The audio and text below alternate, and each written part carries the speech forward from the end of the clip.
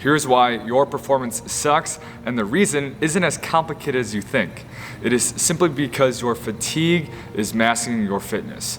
Now here's an analogy. So let's say you want to get better at video games. So every time you play your Xbox, because Xbox is obviously better than PS4, you play your Xbox, and because you're playing it and it's running, your Xbox gets a little bit hotter. So you play, you develop your skills, your Xbox heats up. And this goes back and forth every time that you decide to work on your craft and go towards your goals.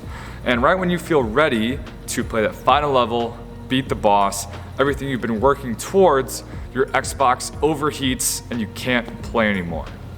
Or it's laggy and it's slow just because it's too hot.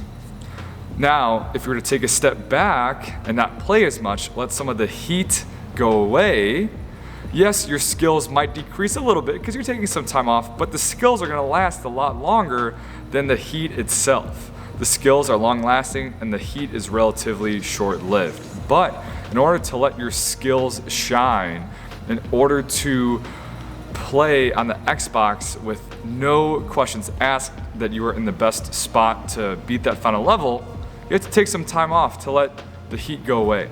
This is an example of the fitness fatigue model in sports and training. At any given point in time, your performance is a ratio of the fitness you have built versus the fatigue you are currently holding and that you have accumulated as well. Now, fitness lasts a lot longer. It takes a while to build, but it also stays. Versus fatigue, every time you train, it accumulates quickly, but it also goes away relatively quickly.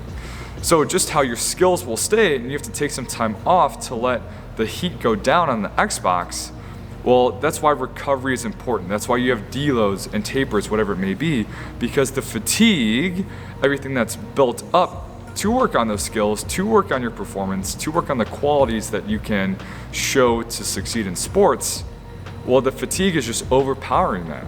So you have to take some time away, let the heat get off the Xbox, let some of the fatigue go away, get feeling really good, and then let your performance shine. Of course, there is some context, and this is assuming that you are doing enough to build that fitness base anyways.